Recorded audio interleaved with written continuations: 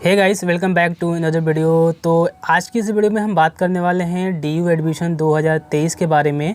इसमें हम बात करने वाले हैं डीयू का जो एडमिशन स्टार्ट होने वाला है 2023 वाले सेशन के लिए, बहुत ही जल्द स्टार्ट होने वाला है। आई होप आप सब ने CUT के लिए अप्लाई कर दिया होगा और दिल्ली यूनिवर्सिटी का जो पोर्टल है वो जल्दी ओपन होने वाला है। एक नोटिस आ रखा है, इसमें बेसिकली चीज़ें बता रखी हैं।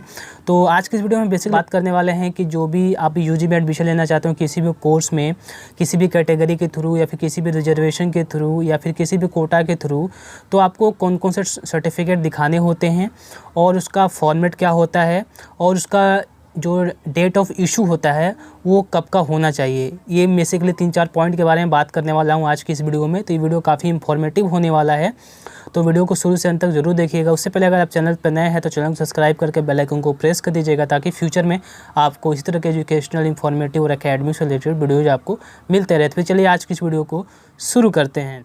सबसे पहले एक चीज़ मैं क्लियर कर देता हूँ, बहुत से कैंडिडेट का ये क्वेरी आती है मुझे इंस्टाग्राम पे कि अगर हम CUT का फॉर्म फिल कर रहे थे तो वहाँ पे CW का कोटा का कोई भी कॉलम नहीं दिख रहा है, या फिर आपका इसके अलावा जो भी आपका स्पोर्ट्स कोटा हो गया, ECA कोटा हो गया, उसका कॉलम नहीं दिख रहा है, CW कोटा का कॉलम नहीं दिख रहा है। तो अगर वहाँ पे आपको CW कोटा का या फिर ECA स्पोर्ट का अगर आपको कॉलम नहीं दिख रहा है तो कोई प्रॉब्लम वाली बात नहीं है। वहाँ पे सिंपली आपको अप्लाई करना है। क्या करने वाली है, अप्लाई करने के बाद में आपको एक स्कोर कार्ड दे दी गई। उसके बाद में आप जिस यूनिवर्सिटी में एडमिशन लेना चाहते हो उसके पर्टिकुलर यूनिवर्सिटी के काउंसलिंग में पार्टिसिपेट करना पड़ेगा। वहाँ पे आपको वैलिड जो डॉक्यूमेंट्स है वो दिखाने पड़ेंगे। आप अगर किसी भी कोटा को अवेल करना चाहते हो तो, जैसे CW हो गया, स्पोर्ट्स हो गया, ये सारी चीज़ें के बारे में। तो आज की वीडियो में वही मैं बात करने वाला हूँ, ठीक है। तो सबसे पहले हम बात कर लेते हैं OBC सर्टिफिकेट के बारे में।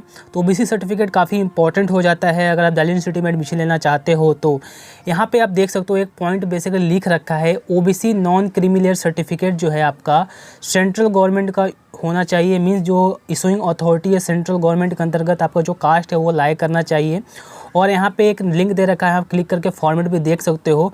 और यहाँ पे डेट ऑफ जो इशू है आफ्टर 31 मार्च 2023, 31 मार्च 2023 के बाद का होना चाहिए। आपका जो इशू का डेट है, जो सर्टिफिकेट का इशू डेट होता है वो 31 मार्च 2023 के बाद का होना चाहिए, तभी उसको एक्सेप्ट किया जाएगा।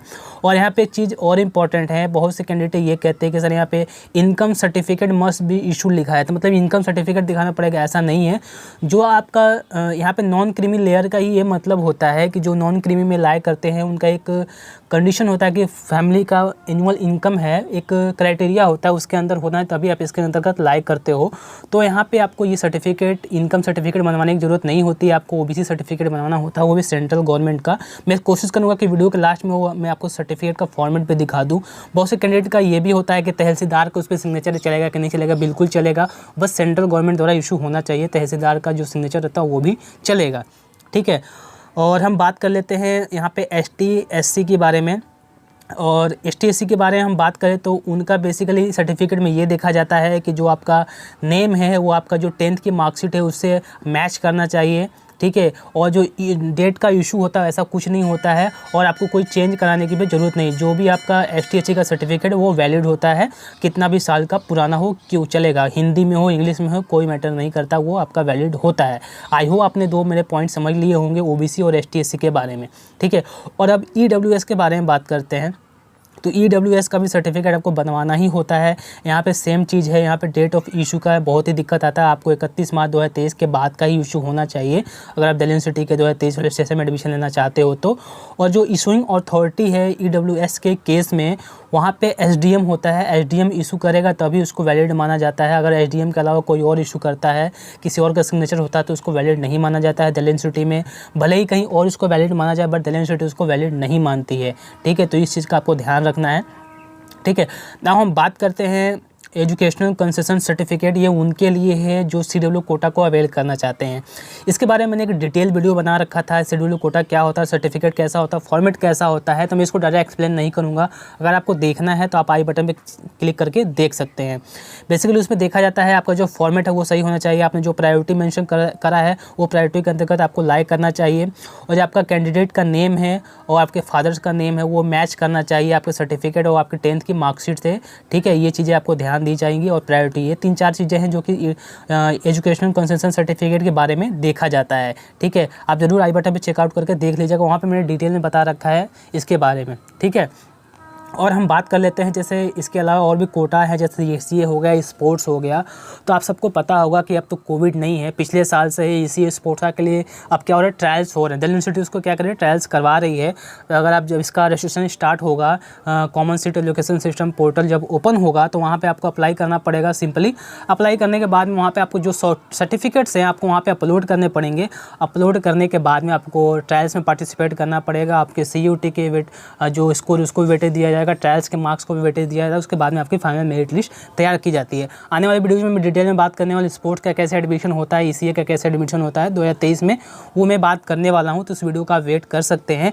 हालांकि मैंने जो भी यहाँ सर्टिफिकेट्स रिलेटेड चीज़ें थी मैंने बता दी हैं, ये 3-4 सर्टिफिकेट मैंने बता दिए हैं। उसके अलावा आपके पास 12th की मार्कशीट होनी चाहिए, 10th की मार्कशीट होनी चाहिए, ये सारी चीज़ें आपके पास होनी चाहिए, ठीक है। उसके अलावा ऐसा कोई और डॉक्यूमेंट की रिक्वायरमेंट नहीं होती है। आपको इस चीज़ का ध्यान रखना, खासकर OBC वाले, EWS वाले और एजुकेशन कंसेशन सर्टिफिकेट जो CW वाले हैं, ये 3 कैंडिडेट ऐसे हैं जिनको बहुत ही ध्यान रखना है। एक क्वेरी और रहती है स्टूडेंट्स का जनरली कि अगर हम CW कोटा के थ्रू अप्लाई करते हैं तो क्या हम जनरल कोटा मीन्स जो भी CUT के स्कोर के बेस पे डायरेक्ट एडमिशन हो रहा है उसके लिए एलिजिबल होंगे कि नहीं होंगे। डेफिनेटली आप उसके लिए भी एलिजिबल माने जाओगे। जो एजुकेशन कंसेशन सर्टिफिकेट मीन्स जो CW कोटा का एडमिशन होता है जनरली वो लास्ट में होता है। मीन्स स्टार्टिंग में आपका जो डायरेक्ट एडमिशन होता है CUT के स्कोर के बेस पे वो हो जाता है, उसके बाद में आपका CW कोटा के थ्रू होता है। तो आपको लास्ट तक वेट करना पड़ता है। अगर आपका एडमिशन मिल रहा है तो डेफिनेटली आपको एडमिशन ले लेना है CUT के डायरेक्ट स्कोर के बेसिस पे। उसके बाद में आपको वेट करना है CW कोटा के बारे में, ठीक है। मैंने CW के बारे में डिटेल में बता रखा है कैसे होता है। मैंने आई बटन पर लिंक देने को जरूर देख लीजिएगा, आपको सारी चीज़ें क्लियर हो जाएंगी। एक इम्पॉर्टेंट चीज़ ये है, यहाँ पे देख रहे हो कि ब्लैक में लिख रखा है बोल्ड फॉर्म में, जो आपका नाम है, आपके फादर्स का नेम है, आपके मदर्स का नेम है, जो भी सर्टिफिकेट्स है उससे मैच करना चाहिए। आपके 10th के मार्क्स से सब मैच किया जाएगा। आपका CUT के जो फॉर्म है उसमें भी सही होना चाहिए। आप जो भी सर्टिफिकेट्स दिखा रहे हैं, डॉक्यूमेंट दिखा रहे हैं, उसमें भी 10th की मार्कशीट है मैच होना चाहिए। अगर ऐसा कोई प्रॉब्लम आता है तो उसको एक्सेप्ट नहीं किया जाएगा, आपका कैंडिडेचर है जिसको रद्द कर दिया जाएगा।